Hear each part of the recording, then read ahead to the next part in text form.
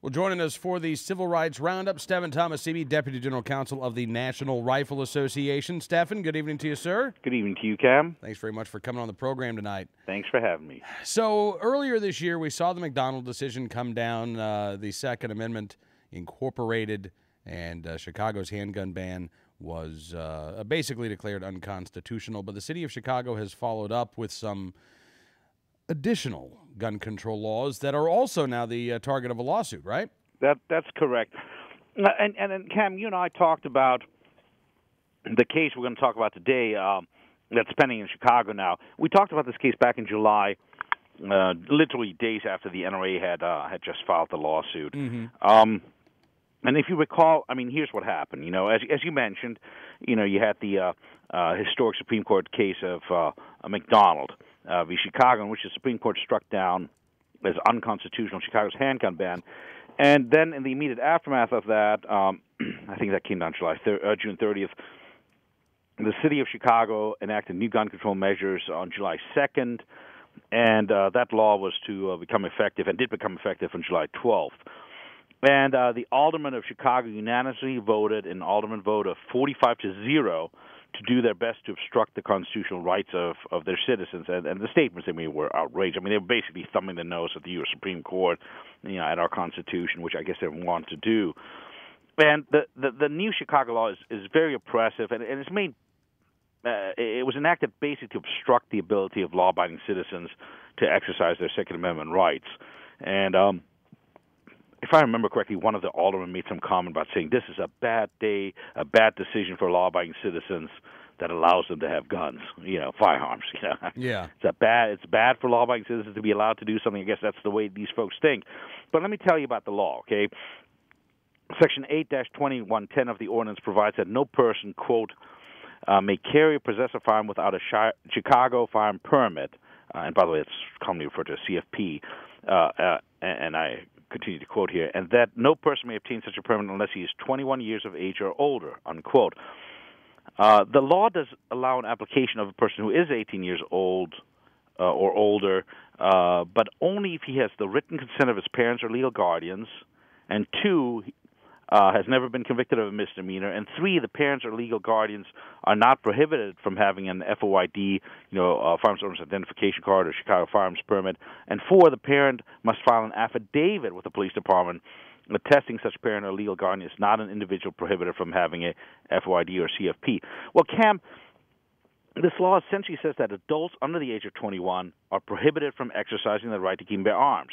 And not only does this violate the Second and 14th Amendment, but it also denies adult citizens, you know, that are 18 and over, but under 21, the equal protection of the law. You know, 18 and 21-year-olds are adults. And Cam, that group of individuals, of adults, is prohibited from owning and registering a firearm if they do not have their parents or guardians' permission, or if their parents or guardians refuse to give that consent, or if their parents or guardians refuse to file an affidavit with the Chicago Police Department, or even if those parents or guardians are not eligible to obtain their own CFD or FOID card. And you know, you got to think about that, Cam. Last prohibition, you cannot register and possess a gun if one of your parents is not eligible. Okay, what we're doing now, well, what Chicago's doing now, is punishing individuals for the acts of their forefathers. Okay, Yeah. And actually, Cam, that is prohibited by the U.S. Constitution. There's an Article 3, Section 3, Clause 2 of the U.S. Constitution called corruption of blood. And this goes back to an old feudal practice in feudal Europe where, you know, the king punished not only the wrongdoer but his progeny forevermore, you know. Okay. And in America, we do not do that. We do not punish the children for the misdeeds of the forefathers. That type of old feudal European concept is not even practiced in Europe anymore. This is something that goes back to the Dark Ages, you know. Now, Section 4-144-010 of the Chicago law makes it unlawful for any person, quote, to engage in the business of selling or to sell, give away, or otherwise transfer any firearm, unquote. And Section 8-20-100 states that, quote, no firearm may be sold, acquired, or otherwise transferred within the city except through inheritance of a firearm, unquote. So, Cam, essentially, apart from inheritance, the Chicago ordinance imposed a total ban on the transfer of firearms within the city of Chicago. And this too, Cam, infringes upon the right to keep and bear arms of the Second Amendment. The analogy I've given before is it's like saying, yeah, I guess we're forced to allow you freedom of religion, so you can register and own one Bible. But we're not going to allow any store to sell Bibles. We're not going to allow you to buy one. We're not going to allow somebody to sell it. We're not going to allow somebody to transfer it. We're not going to allow any bookstores in Chicago that sell Bibles.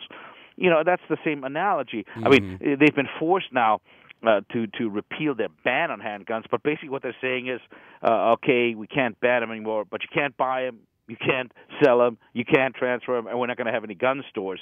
Clearly this provision is unconstitutional. And Section 82110 of the ordinance prohibits the possession of a firearm without a Chicago firearms permit. And then Section 82120 provides that you cannot obtain such a permit without, quote, an affidavit signed by a firearms instructor certified by the state of Illinois attesting that the applicant has completed a firearms and safety training course, which, at a minimum, provides 1 hour of range training, unquote. Okay, got that? You got to have range training before you can get the firearms permit to have the firearm. Right. But then Section 82280 of the Chicago Ordinance specifically makes firearms ranges illegal. Okay. Isn't that great? Hey, I mean, these guys are just, and they think they're going to get away with this. I know. And that section states, quote, shooting galleries, firearms ranges, or any other place where firearms are discharged are prohibited, unquote. And then furthermore, Section 82410 of the Chicago Ordinance makes it illegal to fire or discharge a firearm. Okay, so bottom line, the ordinance makes it impossible for an applicant to obtain the type of training required to get a permit because the ordinance bans shooting ranges and shooting. Okay, so all right, Supreme Court said we got to allow you to have a gun, you got to get a permit, and you got to do these things to get the permit, but we're not going to allow you to do those things. Then Section 82040 prohibits possession of more than one assembled and operable firearm within the home, even by somebody who is fully licensed to possess a firearm by the ordinance. Any other firearms owned by that person must be disassembled or otherwise rendered inoperable. So essentially, only one operable gun is allowed to a licensed person that has the proper CFP and registration certificate and FOID, and all other guns must be disabled and locked. And what you have is in the event of a home invasion, basically all family members will be dependent upon the ability of a single person in a single location to obtain immediate access to a single operable weapon. Okay, and then Section 8-20-140 of the ordinance prohibits possession of a firearm without a firearms registration certificate. And then Section 820-170B states that such a certificate may not be issued for a, quote, unsafe handgun, unquote. But, you got to ask yourself, what is an unsafe handgun? Well, the ordinance defines what an unsafe handgun is. Section 820-010 defines an unsafe handgun. And here's how it defines it, quote, any handgun that is listed on the superintendent roster of unsafe handguns because in the determination of the superintendent the handgun is unsafe due to its size, ability to be concealed, detectability, quality of manufacturing, quality of materials, ballistic accuracy, weight, reliability, caliber, or other factors which make the design or operation of the handgun otherwise inappropriate for lawful use, unquote. Well, what does this definition say? Okay, first of all, it's extremely vague, quality of materials, ballistic accuracy, blah, blah, blah. And furthermore, the section of the new Chicago law gives the superintendent of Chicago Police the total unbridled discretion to ban any handgun he wants to for whatever reason. Remember, it says, or other factors, so he can make up the other factors. And then think about this. One of the things that they say makes a handgun unsafe is its, quote, ability to be concealed. Okay, another factor is detectability. Well, every handgun has an ability to be concealed. Every handgun is less detectable than a long gun. With that kind of a definition, every handgun is unsafe, because on the ordinance, unsafe is defined as a number of things, including ability to be concealed or because of detectability, okay? Then Section 820-020 makes it, quote, unlawful for any person to carry or possess a handgun except when in the person's home, unquote. And Section 820-030 makes it, quote, unlawful for any person to carry or possess a long gun except when in the person's home or fixed place of business, unquote. And then Section 8-20-140A makes it, quote, unlawful for any person to carry or possess a firearm without a firearms registration certificate, unquote. And Section 820-180C states that, quote, a registration certificate shall only be valid for the address on the registration certificate, unquote. Well, this section then also provides that, quote, except in the lawful transportation of a firearm, a person shall not carry or possess any firearm at any location other than that authorized by the registration certificate, unquote. Okay, that's a whole lot of talk, but what does it mean in the end effect? In the end effect, what it means is the ordinance only allows long guns in one's place of business or home, whichever one of those two you have registered for, right, and then only allows handguns in your home, okay, because the only place you can register handguns is for your home. So you cannot possess or carry a firearm outside of your home, or in the case of long guns, your business if you have it registered there, because the license is only good for the address listed on the person. So a person working in a dangerous neighborhood could not carry his weapon to or from the work each day. He also could not keep or possess a handgun at his place of business because there are only long guns you could possess there. And then if you possess it at the place of business, you can't take that long gun home. And it gets worse because if you look at the definition of home, the statute, the ordinance defines, home. Yeah. And here's Section 820.10, which defines home. And it defines home to exclude, 1, any garage, including an attached garage on the lot, 2, any space outside the dwelling unit, including any stairs, porches, back, side, or front yard, space, or common areas, unquote. So bottom line, you can keep a gun at your home that is registered. You can only keep it there, but that doesn't include your garage, your back porch, and even the steps on your front door. Those are all places where you're not allowed to defend yourself, okay, and where you'll be prosecuted if you have your registered gun, okay? Okay.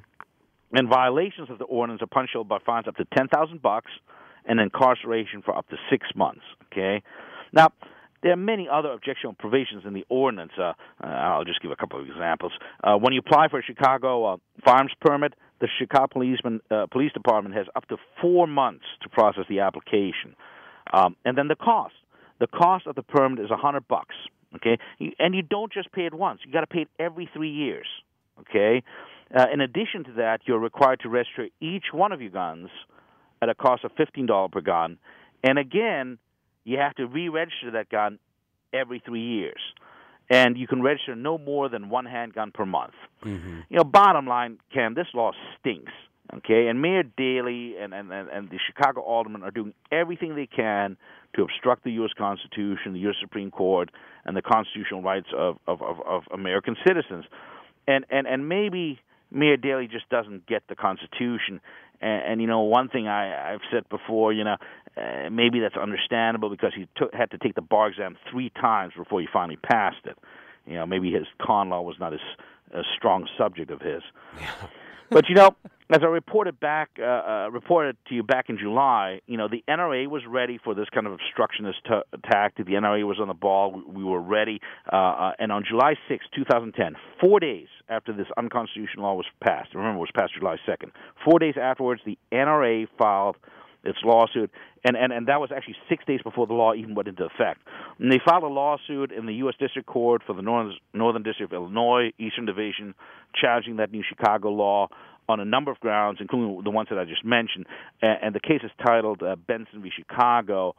And the lawsuit seeks a declaratory judgment, for the court to declare that the Chicago law is null and void, that it's unconstitutional. It seeks injunctive relief prohibiting the city of Chicago from enforcing the new law. And the law also seeks costs and attorney's fees to be awarded against the city of Chicago, and seeks federal civil rights, seeks costs and attorney's fees on the federal civil rights statute, namely Title 42 of the United States Code, Section 1988, for civil rights violations. And the complaint challenged the provisions of the law because they violate the Second Amendment, the 14th Amendment, and Section 1983 of Title 42 of the United States Code, which is a civil violation of civil rights statute. Now, last month, the NRA filed an amended complaint that it dropped some of the 3 of its counts and added a couple more plaintiffs. The city of Chicago has asked for an extension to file its answer, and right now, Cam, what we're doing is we're waiting the filing of Chicago's answer. It's a responsive pleading. All right. Well, Stephan, I appreciate the update, sir, and look forward to talking to you again very soon. Okay, looking forward to it. Stephan Tomasini, Deputy General Counsel of the National Rifle Association, joining us here on Cam and Company.